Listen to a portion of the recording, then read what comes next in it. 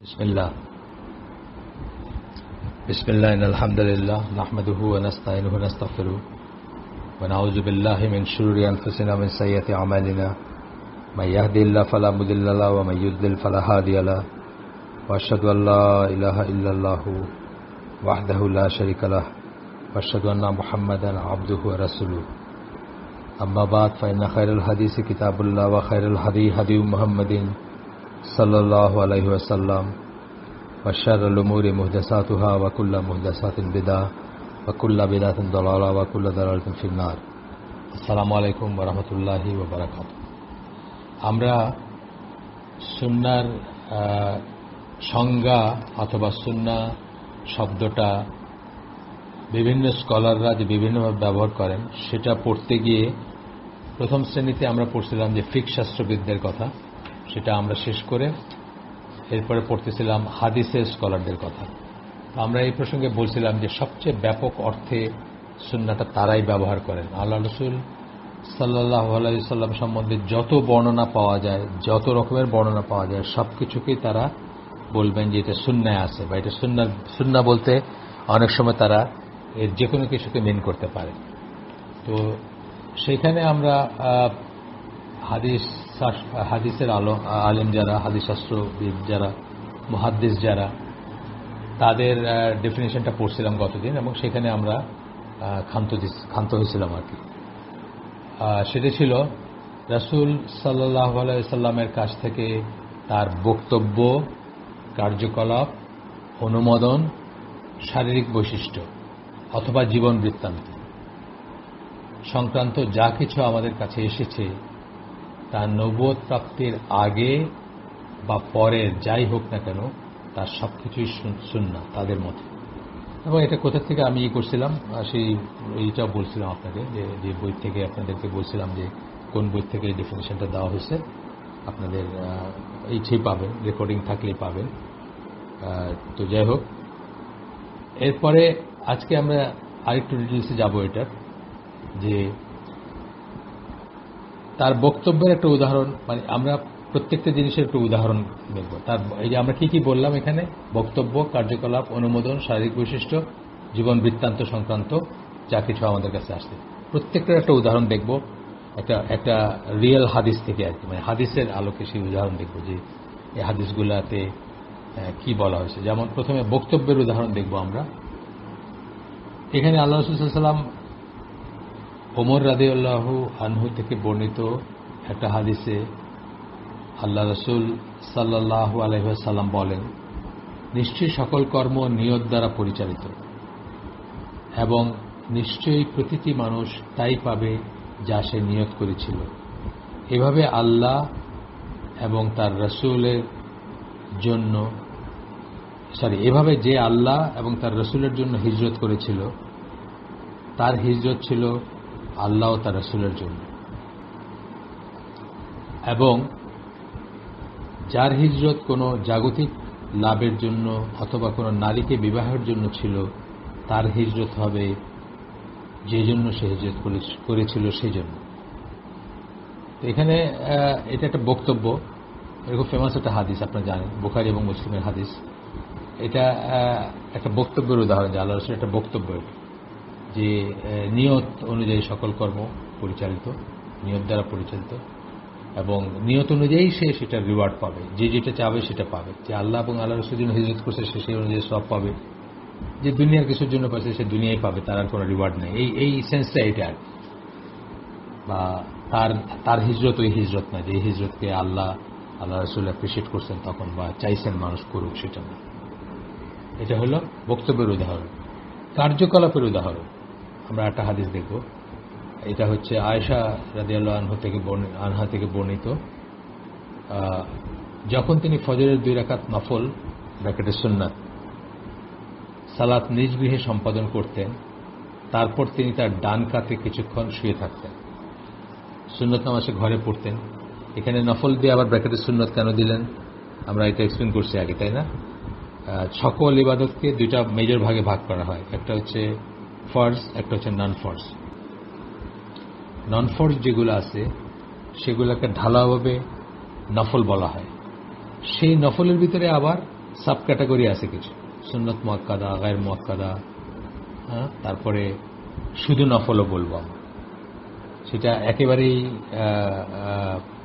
মানে নিচে আসবে ওই ইসের অর্ডারের আর কি, যেখানে আমরা বলবো যে কোনটা বেশি ইম্পর্টেন্ট, যেমন সুন্নত মুআক্কাদা যেটা সেটা ইম্পর্টেন্ট, তারপরে সুন্নত গায়র মুআক্কাদা যেটা সেটা ইম্পর্টেন্ট। এরকম করতে করতে নফল হচ্ছে একেবারেই সুপার নিউমারারি, আপনি এক্সট্রা যা করলেন আর কি। তো এটা হচ্ছে একটা কাজের বর্ণনা, তাই না? আপনি খেয়াল করলে বুঝবেন যে এটা একটা কার্যকলাপ, একটা কাজের বর্ণনা, যে উনি ফজরের 2 রাকাত সুন্নত নামাজ পড়তেন যখন নিজের ঘরে পড়তেন। এটা খুব ইম্পর্টেন্ট কথা, ঘরে পড়তেন। আপনাদেরকে বলছি বোধহয় আগে যে সুন্নত নামাজ ঘরে আদায় করাটা সুন্নত, এবং শুধু তাই না, সুন্নত নামাজ ঘরে আদায় করলে 25 গুণ বেশি সওয়াব পাওয়া যায়। যেভাবে ফরজ নামাজ মসজিদে, পুরুষদের জন্য অফকোর্স বলতেছি আমরা, ফরজ নামাজ মসজিদে আদায় করলে যেভাবে আপনার কি বলে 25 থেকে 27 গুণ বেশি সওয়াব, সেটা এটার আরো 2টা রিজন আছে সুন্নত নামাজ কেন ঘরে পড়বেন, বা ঘরে পুরুষদের কথা আমরা মেইনলি বলতেছি এখানে, কারণ তাদের মসজিদে পড়ার স্কোপ আছে এবং তারা ঘরেও পড়তে পারেন। সুন্নত নামাজ ঘরে পড়বেন আরো 2টা কারণ। একটা হচ্ছে রসুলের একটা হাদিসে, রাসূল সাল্লাল্লাহু আলাইহি সাল্লাম একটা হাদিসে বলেন যে ঘরকে কবরস্থান বানায় না, কবরস্থান বানায় না, মানে নামাজ বিবর্জিত বা ইবাদত বিবর্জিত যেন না হয় আপনার ঘর, সেটা একটা দিক। আরেকটা দিক হচ্ছে সুন্নতটা তো কিছু ওই যে নফল পর্যায়ে পড়ে, মানে যদি না করেন তাহলে গুনাহ নাই, করলে সওয়াব আছে। এই পর্যায়ে যেটা ফরজ ছাড়া বাকি যত রকমের ইবাদত আছে সেগুলো সন্তর্পণে, লোক না দেখায়, লোকসমুখে না করাটাই রিকমেন্ডেড। তার ভিতরে এই সুন্নত নামাজও পড়ে। যেমন তাহাজ্জুদের নামাজ, আপনি চাইলে তো তাহাজ্জুদের নামাজ মসজিদে গিয়ে পড়তে পারতেন, কেউ না করবেন আপনাকে, কিন্তু তাহাজ্জুদের নামাজ প্রেফার্ড কোথায়? আপনার ঘরের কোণে, ইভেন আপনার ওয়াইফের চোখের আড়ালে অথবা আপনার হাজব্যান্ডের চোখের আড়ালে।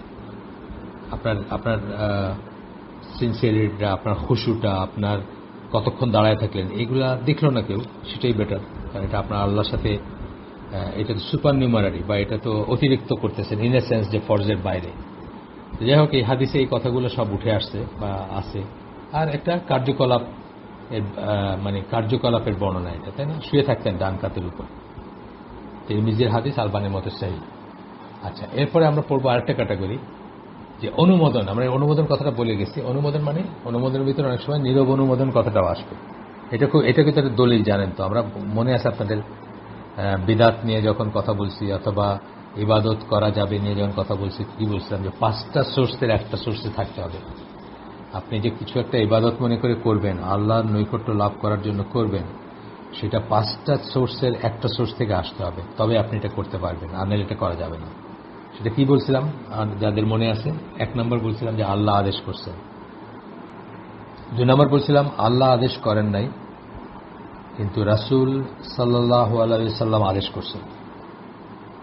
3 নম্বর বলছিলাম আল্লাহ আদেশ করেন নাই, রাসূলও আদেশ করেন নাই, কিন্তু রাসূল নিজে করছেন। এটা একটা দলিল। আল্লাহর আদেশও আপনি জানেন না, রাসূলের আদেশও জানেন না, কিন্তু রাসূল নিজে করছেন একটা কাজ, এবং আল্লাহর নৈকট্য লাভের কাজ, মানে ইবাদতের কাজ করছেন একটা কিছু। এটা একটা দলিল, এটা করতে পারেন আপনি।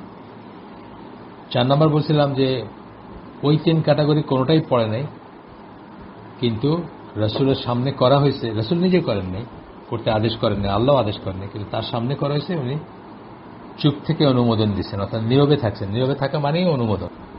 কারণ রাসূলের সামনে কোনো একটা কাজ, ভুল কাজ করা হবে, তিনি চুপ করে থাকবেন, এটা হবার নয়। কারণ এটা তার উপর ওয়াজিব যে উনি সেই ভুলটা শুধরাই দিবেন। দিনের কাজের কথা আমরা বলতেছি মেইনলি। তো তার মানে উনি যদি নীরব থাকেন, তার মানে এটা অনুমোদিত বা এটা করা যাবে। সেটার একটা উদাহরণ আমরা করতেছি।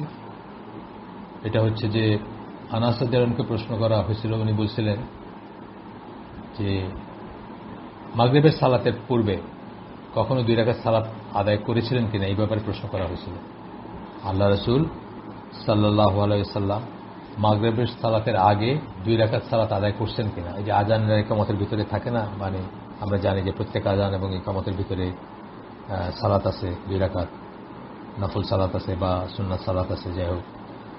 তো এটা জিজ্ঞেস করা হয়েছে। এটা আমাদের দেশে খুব একটা প্রচলিত না, এই জন্য মানুষ ঘুরে তাকাবে দেখবেন মসজিদে। তো হয়তো ওই সময় ওইখানে কনফিউশন ছিল, কেউ জিজ্ঞেস করছেন, তাকে প্রশ্ন করা হয়েছিল। তখন আনাস রাদিয়াল্লাহু আনহু কি বলছিলেন, এই হাদিসটা আমরা পড়বো এখন। মানে তার বলাটা হচ্ছে এটা, তিনি জবাব দেন, কি জবাব দেন? তিনি আমাদের সালাত আদায় করতে দেখেন, কিন্তু যেমন কখনো আমাদের তা করতে আদেশ করেননি, তেমনি আমাদের নিষেধও করেন। এটা থেকে বোঝা গেল আদেশও করেন না, নিষেধও করেন না, কিন্তু আদায় করতে দেখতেন। এবং দেখতেন, দেখে যখন চুপ থাকতেন, তার মানে এটা হচ্ছে অনুমোদিত বা এটা ঠিক আছে। আচ্ছা, তারপরে তার আচরণবিধির উদাহরণ। আচরণ এর সাথে শারীরিক বৈশিষ্ট্য কিছুটা সমন্বিত, কিছুটা আসে, কিন্তু এখানে আসবে কিছুটা, বাট মেইনলি এখানে আচরণের কথা বলা হচ্ছে। এই এখন যে হাদিসটা আমরা পড়ব, বুখারী মুসলিমের হাদিস, সেটাতে বলা হচ্ছে যে রাসূল সাল্লাল্লাহু আলাইহি সাল্লাম নিজ গৃহে অন্তরীণ কুমারী মেয়েদের চেয়েও বেশি লজ্জাশীল ছিলেন। নিজ গৃহে অন্তরীণ কুমারী মেয়েরা, যারা বাইরে যায় নাই, যারা বাইরের জগতে চলে না, যারা দুনিয়া দেখে বেড়ায় না, তারা কি লজ্জাশীলা হয়? তাদের যদি হঠাৎ তারা একটা সভায় যায় বা কোনো অনেক মানুষের ভিতর যায়, তাহলে কি তারা দৃষ্টি অবনত রাখে? তারা ইতিউতি তাকায় না, বা তারা, আপনারা বুঝতেছেন আমি কি বলতেছি, মানে তাদের ভিতরে একটা নম্রতা থাকবে, একটা লজ্জা থাকে। আল্লাহ রাসূল সাল্লাল্লাহু আলাইহি সাল্লাম তেমনই লজ্জাশীল ছিলেন, এটা বোঝানো হচ্ছে এখানে। তিনি যদি এমন কিছু দেখতেন যা তিনি পছন্দ করতেন না, তাহলে আমরা তার চেহারায় ফুটে ওঠা অভিব্যক্তি থেকে শনাক্ত করতে পারতাম। কিছু পছন্দ না করলে তার চেহারাটা লাল হয়ে যেত, বর্ণনা আছে, বা তার চেহারায় একটা মানে অস্বস্তি দেখা যেত। সেটা একটা অশ্লীল জিনিস হইতে পারে, সেটা একটা অপছন্দনীয় জিনিস হইতে পারে, সেটা একটা অস্বস্তিকর জিনিস হইতে পারে চেহারায় ফুটে উঠতে। এইটা যেমন তার আচরণবিধিরই আসলো, যে খুব সফট ছিলেন, লজ্জাশীল ছিলেন, তার মুখে কখনোই অশ্লীল কথা বাইর হয় না। আমি আপনাদেরকে আগেও বলছি যে ওই আরব দেশে কোনো একটা জায়গা ছিল যেটা নামটাই একটা অশ্লীলতা ছিল আর কি। থাকে না অনেক সময় মানুষের কিংবদন্তি, একটা মুখে মুখে মানুষের ছড়াইতে ছড়াইতে একটা নাম হয়ে গেছে। এরকম অনেক জাতিতেই আছে, এটা খারাপ নাম, খারাপ অর্থ, খারাপ অশ্লীল অর্থ। উনি এই জায়গার নাম কখনো উচ্চারণ করতেন না, এতই লজ্জাশীল ছিলেন। এবং modesty, all of it is virtue, উনি একটা হাদিসে বলে গেছেন। লজ্জাশীলতার পুরাটাই হচ্ছে গুণ, এখানে দোষ নাই, কোনো উইকনেস নাই। আমার দেশে বলবে বেশি লজ্জাটা হলো একটা উইকনেস, আমরা এরকম মনে করব না। আল্লাহ রাসূল যেখানে বলতেছেন পুরাটাই এটার গুণ, আমরা এটাকে পুরাটাকে গুণ মনে করব। অনেক মানুষই বলে যে দুনিয়া আসছে ভাই, দুই চারটা কথা যদি মুখে মুখে ঠাস ঠাস শোনায় দিতে না পারেন, একজন খারাপ কথা বললে তার বিনিময়, মানে তার জবাবে যদি একটা খারাপ কথা না বলতে পারেন, তাহলে মানুষ আপনার ভাজ্যা খেয়ে ফেলবে। এরকম কথা প্রচলিত আছে কিন্তু আমাদের ভিতরে। না, আমরা সেটা বলবো না। আল্লাহ রাসূল বলছেন মডেস্টির সবটুকুই গুণ, আমরাও জানবো যে মডেস্টির সবটুকুই গুণ। বুখারী মুসলিমের হাদিস যেটা পড়লাম। এরপরে আসতেছে শারীরিক বৈশিষ্ট্য। শারীরিক বৈশিষ্ট্য সম্বন্ধে বলতে গিয়ে আমরা ওমর রাদিয়াল্লাহু আনহুর বর্ণনা একটা হাদিস পড়ব, মুসলিমের হাদিস, যেখানে তিনি বর্ণনা করেন রাসূল সাল্লাল্লাহু আলাইহি সাল্লামের আনুমানিক মাত্র 20টি পাকা চুল ছিল। এটা ব্র্যাকেটে, এটা একটা অংশ ব্র্যাকেটে, এটা হচ্ছে তিরমিজি অংশ, তিরমিজিতে আছে এটুক। আর আপনার আমরা পরবর্তী যেটা পড়ব সেটা মুসলিমের অংশ।